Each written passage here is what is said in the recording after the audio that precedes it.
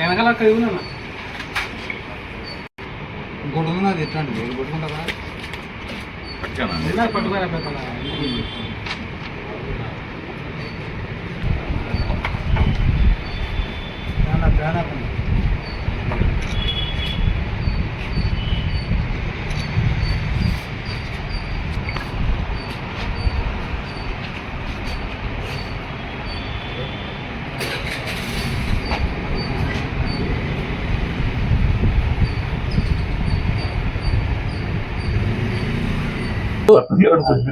YSR party కార్యంలో media సమావేశం ఏర్పాటు చేయడానికి కారణం ఏదైతే కూటమి ప్రభుత్వం అధికారంలో రావటానికి సూపర్ 6 సూపర్ 7 అంటూ 143 హామీలతో చూడండి వినండి మేము మాట్లాడేది వినండి అని చెప్పి వీరు అబద్ధ ప్రచారాలు ప్రసంగాలలో చెప్పడం జరిగింది. తీరా చూస్తే ఇప్పుడు మేము చూడం మేము వినం మీరు చెప్పేది మేము పరిగణలో తీసుకోం అనే కార్యక్రమంగా ఈరోజు తలపెడతాం జరిగింది కూటమి ప్రభుత్వం. దానికి నిరసనగా చలో మచిలీపట్నం ఎన్నుపోటుకు 2 ఏళ్ళు అనే కార్యక్రమంలో భాగంగా మరి రేపు మా నాయకుడు పేర్ని కిట్టుబాబు గారి నాయకత్వంలో మరి గౌరవ మాజీ ముఖ్యమంత్రులు జగన్మోహన్ రెడ్డి ఆదేశాలను పురస్కరించుకొని మరి మచిలీపట్నంలో ఈ యొక్క వెన్నుపోటు దినోత్సవాన్ని మరి ప్రజలకు బుద్ధి తెచ్చుకోవాలని మరి వెన్నుపోటు దినోత్సవం అంటే రైతులను గాలికి వదిలేశారు, వైద్యాన్ని గాలికి వదిలేశారు, మరి ఆరోగ్యాన్ని గాలికి వదిలేశారు, మహిళల సంక్షేమాన్ని గాలికి వదిలేశారు, మరి అన్ని రంగాల్లో ఒక రంగం కాదు చేనేత కార్యక్రమాలను గాలికి వదిలేశారు, మత్స్యకార సోదరు యొక్క సమస్యలను గాలికి వదిలేశారు. ఈ ఎవరి కాళ్ళే ఇప్పుడు గోప్యంగా ఉన్నారు, బాధలో తనలో తను మింగుకుంటున్నారు.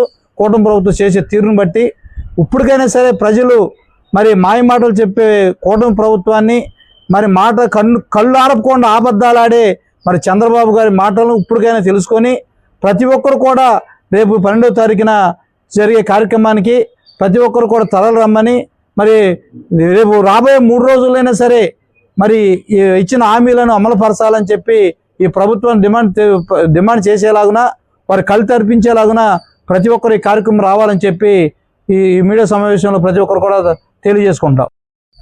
ఈరోజు మచిలీపట్నం వైఎస్ఆర్ కాంగ్రెస్ పార్టీ కార్యాలయంలో పాత్రికేయుల సమావేశం ఏర్పాటు చేయడం జరిగింది. మా ఇన్ఛార్జ్ పేర్ని కృష్ణమూర్తి గారి ఆధ్వర్యంలో ఈ కూటమి ప్రభుత్వం ఏర్పడి 2 సంవత్సరాలు పూర్తయింది. ఈ 2 సంవత్సరాల్లో కూడా ఈ యొక్క ప్రభుత్వం ఇచ్చిన మోసపూరిత హామీలు అమలు చేయకుండా నయవంచన చేసినట్టు గురి చేస్తుంది ప్రజల్ని, ఈ రాష్ట్ర ప్రజల్ని. సంక్షేమం కానీ అభివృద్ధి కానీ ఏమాత్రం పట్టించుకోకుండా ఎంతసేపు కూడా దోచుకోవటం పరిపాలన మీదే పరిపాలిస్తున్నారు వీళ్ళు. వ్యవసాయం మీద కానివ్వండి, విద్య మీద కానివ్వండి, ఆరోగ్యం మీద కానివ్వండి, మహిళల భద్రత మీద కానివ్వండి, అన్నిటిలో కూడా ఈ యొక్క కూటమి ప్రభుత్వం ఫెయిల్ అయిందని కరాఖండిగా చెప్పగలం. వ్యవసాయదారుల్ని మోసం చేశారు. కనీసం పంట నష్టపరిహారం లేదు, పంటల బీమా లేదు, ఇన్పుట్ సబ్సిడీ లేదు. ఇవాళ వ్యవసాయాన్ని ఇదివరకు ఆయన అన్నాడు దండగాని అదే పరిస్థితిలో తీసుకొచ్చాడు వ్యవసాయాన్ని. అట్లాగే ఆరోగ్యం మీద ఇవాళ ఎంత నిర్లక్ష్యంగా ఉన్నాడంటే ఆరోగ్యశ్రీ సరిగ్గా పనిచేయదు. ఆరోగ్యశ్రీ పనిచేసినా సగం డబ్బులు కట్టాల్సిన పరిస్థితి ఇవాళ ప్రజలందరికీ కూడా.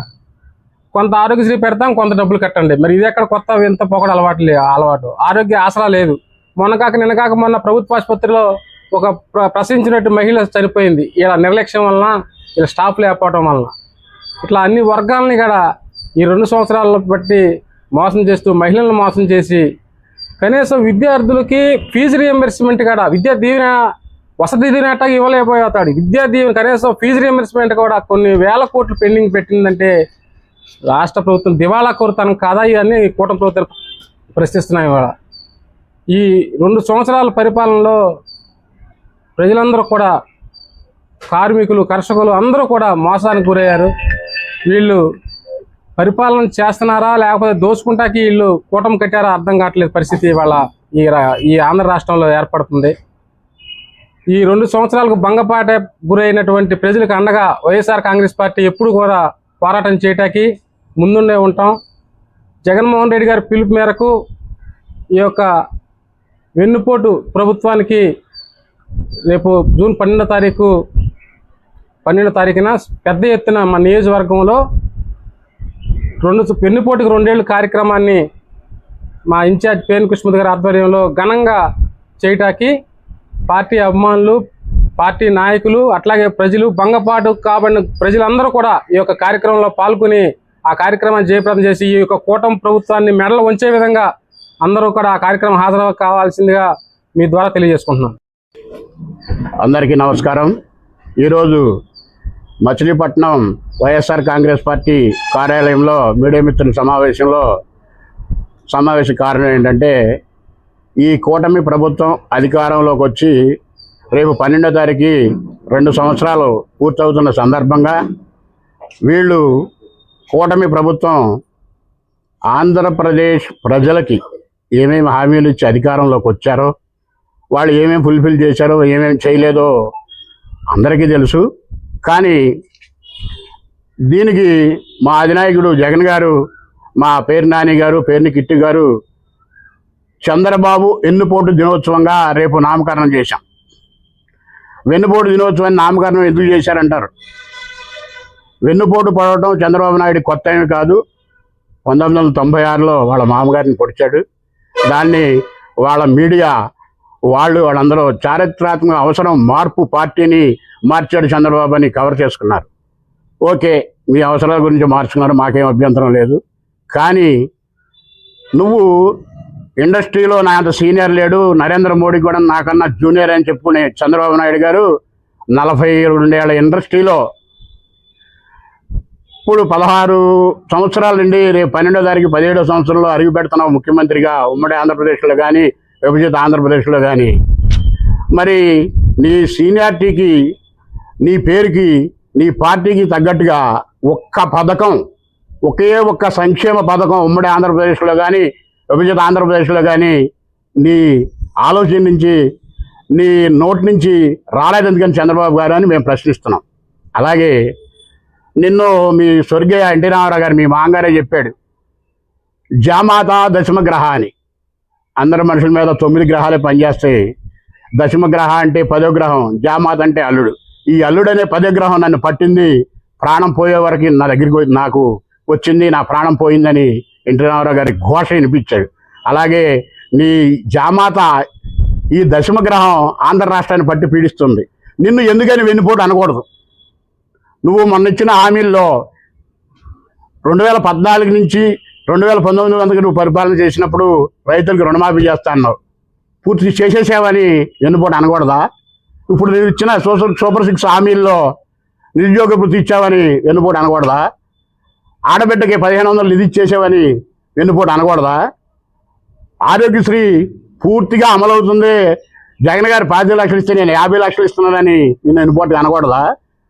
మెడికల్ మన ఆసుపత్రుల్లో డాక్టర్ల కొరత, సిబ్బంది కొరత, మందుల కొరత, ఇవన్నీ ఏమీ లేకుండా బ్రహ్మాండంగా జరుగుతుందని నేను వెన్నుపోటు అనకూడదా? దేనికైనా అనకూడదు చంద్రబాబు నాయుడు గారు, మీరు మాకు తెలియజేయాలని కోరుకుంటున్నాం.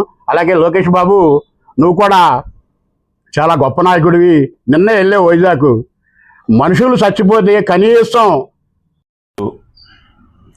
ఈ కూటమి ప్రభుత్వం ఏదైతే అబద్ధాలు చెప్పి ప్రజల్ని అబద్ధాలతో నమ్మించి మభ్యపెట్టి ప్రభుత్వంలోకి వచ్చిన ఈ కూటమి ప్రభుత్వం, మేము ఏదేదో చేస్తామని ఎన్నో రకాలైన హామీలు ఇచ్చారు.